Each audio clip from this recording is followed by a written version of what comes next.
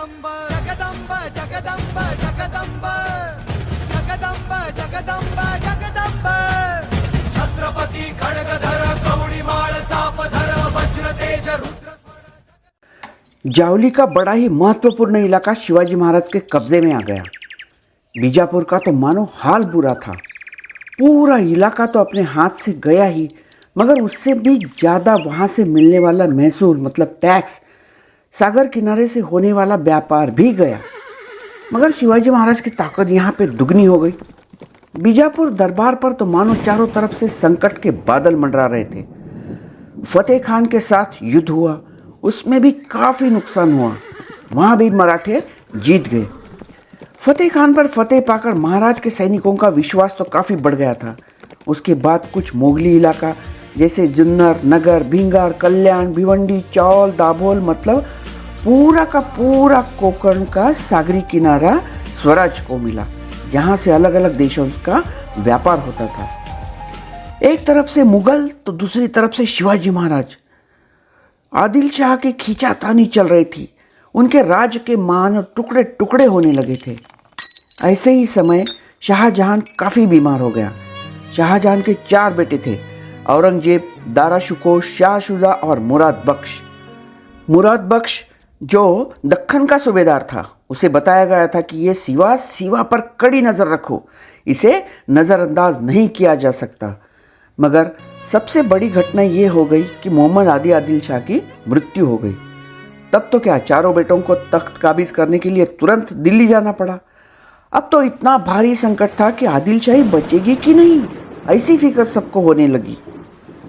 आदिल शाह के बाद पूरा कारोबार बड़ी बेगम साहिबा के हाथ आया। इधर सिवा ने किलों पर कब्जा करना शुरू ही किया था। 10, 20, 50 मतलब पूरा का पूरा इलाका महाराज ने हासिल कर लिया था। डर था, क्या पता जल्द ही बीजापुर भी अपने हाथ से चला जाए। राजनीति में माहिर बड़ी बेगम ने सिवा का बढ़ता हुआ खतरा भांप लिया था।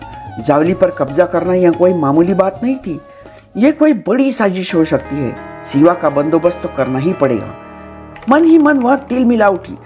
तुरंत कुछ चुनिंदा सरदारों को दरबार में बुलाया गया।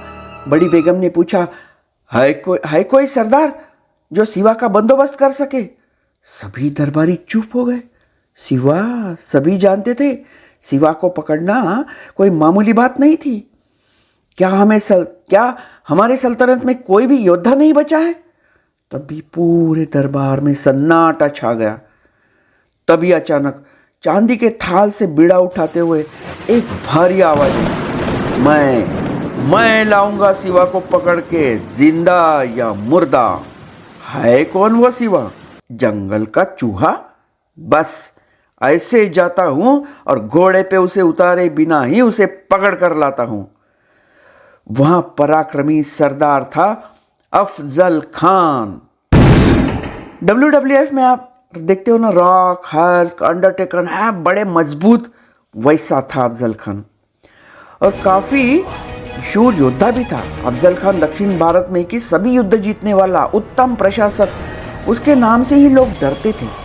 मगर उसी के साथ काफ़ी अहंकारी, कपटी, कपट भाव मन में रखने वाला और बहुत ही घमंडी था वो।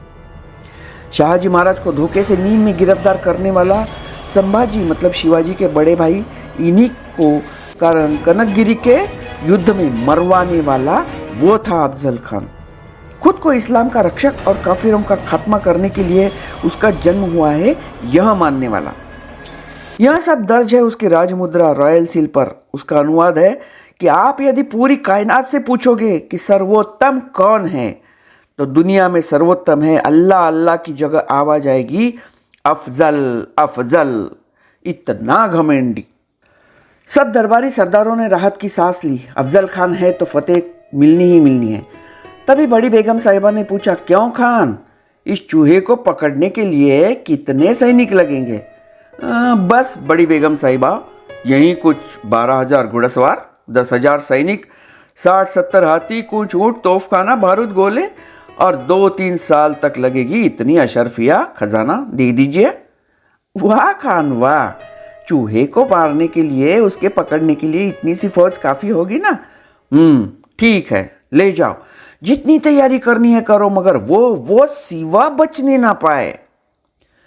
वैसे भी वाई का सूबेदार होने से पूरा सूबे पर अफजल खान का अधिकार था, मगर जिस तरीके से शिवाजी महाराज ने मोरे की जावली को हस्तगत किया था वह बड़ा ही दुखदायी था खान के लिए।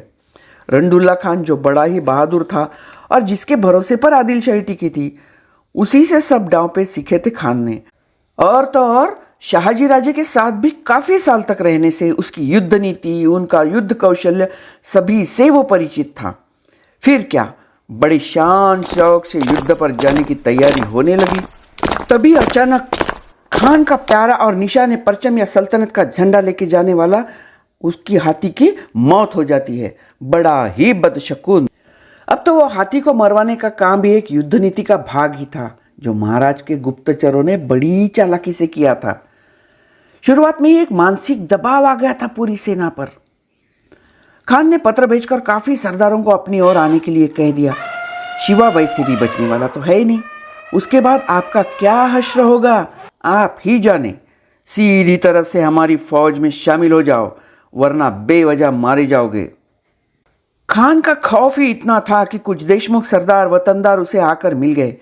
दिन ब दिन खान की ताकत बढ़ती जा रही थी। पहाड़ी इलाके की जानकारी रखने वाले लोगों को भी उसने सेना में दाखिल करवा लिया था। इधर खान शक्तिशाली बनते ही जा रहा था, मगर महाराज जानते थे कि खान की ताकत बड़ी, सैन्य बल ज़्यादा, हम उसे खुले मैदान में टक्कर नहीं दे सकते। इसलिए महाराज ने प्रतापगढ़ पर आकर रुक गए। अब प्रतापगढ़ ही क्यों, राजगढ़ पुरंदर भी तो थे, मगर प्रतापगढ़ मतलब सब तरफ से घना जंगल, ऊंची पहाड़ियाँ, खाइयाँ, कोयना नदी, कहीं से भी जाना हो तो घाट चढ़ना उतरना काफ़ी ज़रूरी था। मतलब खान किसी भी हालत में गढ़ की घेराबंदी नहीं कर सकता था। और खान की सेना इस तरह की चढ़ाव उतार से वाकिफ नहीं थी, उन्हें आदत ही नहीं थी। मगर हमारे मावलों को तो ऐसी जगह पे भी वो पले बड़े थे। फौज को हाथी, घोड़े, तोपे ले जाने में काफ़ी मुश्किल होने वाली थी। और सबसे महत्वपूर्ण, प्रतापगढ़ स्वराज के सरहद पर था।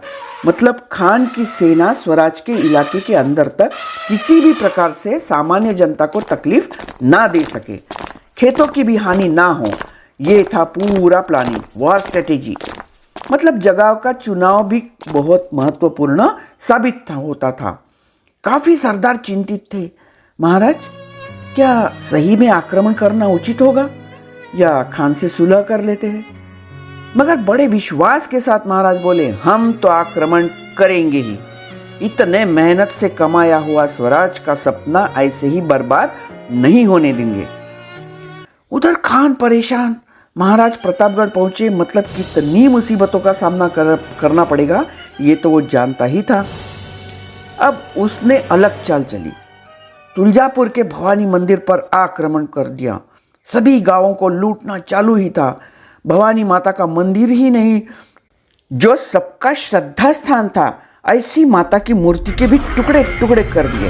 बाद में पंढरपुर पहुंचकर वहीं तोड़फोड़ चालू रखी। खान खुद को बड़े ही गर्व से बुत चिकन मतलब बुर्ती भंजक कहलाता था। इसके तोड़फोड़ के पीछे मकसद था हिंदू मंदिरों को लूटना, क्योंकि वहां से सबसे ज़्यादा पैसे उसको मिलने वाले थे। और महाराज जब अपनी देवी देवताओं की, यहाँ अपनी जनता की ऐसी बुरी हालत देखेंगे तो अपने आप किला छोड़कर या तो शरण में आ जाएंगे, नहीं तो खुले मैदान में युद्ध करेंगे। दोनों में जीत तो खान की ही होने वाली थी। खान ने बड़ा ही खतरनाक खेल खेला था। आज भी मंदिरों में कितना पैसा होता है, सोना, चांदी, रुपए, लाखों का दान मंदिरों में डाल सकते हैं, मगर कोई अच्छी सुविधा वाला स्कूल, अस्पताल या रिसर्च सेंटर, लाइब्रेरी, ऐसे के लिए किसी के पास पैसा नहीं होता या ये उनका योगदान नहीं होता है। शिवाजी महाराज की एक खासियत देखी, उन्होंने कोई भी बड़े देवस्थान नहीं बनवाए। जो भी पैसा था उसके मजबूत किले बनवाए जो सबकी सुरक्षा कर सके। गढ़ किले को भगवान का नाम नहीं दिया, मगर जिस योद्धा ने अपने पराक्रम से किले जीते उसके नाम से पूरी जीत, उसका श्रेय उसे ही दे दिया। जैसे सिंहगढ़, पावनखिंड। पहले तो खान ने महाराज को पत्र भेजा। पत्र क्या, एक तरह का हुक्म ही दिया, आप आदिल शाही सल्तनत के खिलाफ काम कर रहे हो, जबरन आपने जावली पर भी कब्जा कर लिया है, खुद राजा बनकर बैठे हो, हमारे साथ काफ़ी सेना है, हमारे सभी किले, आपने जीता हुआ पूरा इलाका हमें वापस कर दो, नहीं तो अंजाम काफ़ी बुरा होगा। मतलब महाराज पर पूरा दबंग का प्रयोग किया, मगर मैनेजमेंट का महत्वपूर्ण तंत्र है पेशेंस। प्लानिंग तो तैयार थी, अपने इलाके में शत्रु को लाकर पूरी सेना के साथ उसका बंदोबस्त करना। खान वाई में पहुंचा था। फिर क्या शुरू हो गई महाराज की युद्ध नीति, माइक्रो प्लानिंग, जिसमें शामिल था where, when, who, why. Where मतलब कहाँ, जगह का तो महत्व था ही, कहाँ युद्ध करेंगे, व्हेन कब करना है, कौन से दिन, कितने बजे, सभी बातें बहुत ही महत्वपूर्ण थी। साथ में कौन कौन रहेगा, महाराज हर व्यक्ति का हुनर बारीकी से जानते थे। अफजल खान का मुकाबला कोई मामूली बात नहीं थी, इसलिए हर बात का बारीकी से विचार करना काफ़ी ज़रूरी था। अफजल खान बड़ा ही चालाक था। पहले तो उसने महाराज पर दबाव तंत्र का प्रयोग किया, मगर साम दाम दंड भेद कोई फायदा नहीं हो रहा। ये देखकर खान ने अपनी किसी भी नीति का प्रयोग करना नहीं छोड़ा, नीति बदल दी। अपना वकील कृष्णाजी भास्कर महाराज के पास भेजा। महाराज की तरफ से पंताजी वकील, ये वकील थे। कृष्णाजी ने बताया, खान बहुत नरम दिल है, आपका एक ही कहना है, आपने हमारे जो किले लिए हैं वह सब जावली का मूल, हमारा सागरी किनारा, बस हमें लौटा दो, आप हमारे शरण में आ जाओ, हम बादशाह की तरफ से आपकी बड़ी सी जागीरी दिलवाएंगे।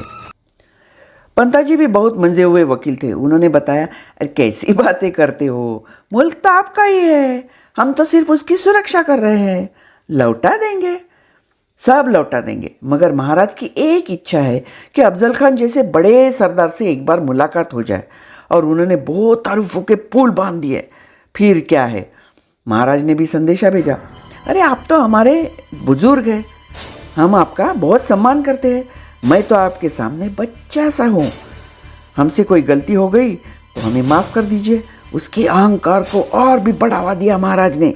बस उन्हें लगा, खान को लगा शिवाजी डर गया हमसे शिवा। वकील ने फिर से पत्र भेजा, खान साहब, महाराज आपसे, आपके रुतबे से, पराक्रम से डरते हैं, मगर उन्हें आपसे तो मिलना ही है। बस एक काम कीजिए महाराज, आप थोड़ा सा चलकर प्रतापगढ़ के नीचे आ जाइए। खान साहब, महाराज भी गढ़ से उतरकर आपसे जरूर मिलेंगे। ये भी एक साइकोलॉजी का भाग था। जितने भयंकर विचारों से खान आया था, उसे बातचीत में उलझा कर रखना और हमें जो जगह सुरक्षित लगे, सही लगे, वहां तक उसको खींच कर लाना, उसके अहंकार को बढ़ावा देना, मतलब उसमें विश्वास हो जाए कि मैं महान हूँ, सीवा क्या मामूली बच्चा मुझे डरता है मुझसे। इससे भी देखिए, जब शेर 2 कदम पीछे जाता है तो काफी लंबी छलांग लगाता है। अफजल खान को अपनी शक्ति पर काफी भरोसा था, मगर किसी भी हालत में अफजल खान को प्रतापगढ़ जाना नहीं था। मगर महाराज और उसके वकील की ये कमाल थी, और पूरा क्रेडिट इन दोनों को ही जाता है कि उन्होंने बराबर बातों में उलझा कर खान को प्रतापगढ़ तक खींच कर ही लाया। आखिर अफजल खान तैयार हो गया मिलने के लिए। अब देखते हैं कैसी तैयारी थी खान से मिलने की, क्या क्या शर्तें रखी थी, निर्णय कैसे लिया, महाराज के इंजीनियरिंग तंत्र का भाग कैसा था, खान की तरफ से क्या तैयारी थी, महाराज की तरफ से क्या तैयारी थी, और कैसे मिलने का दिन मुकर्रर हुआ, जरूर जानते हैं अगले भाग में।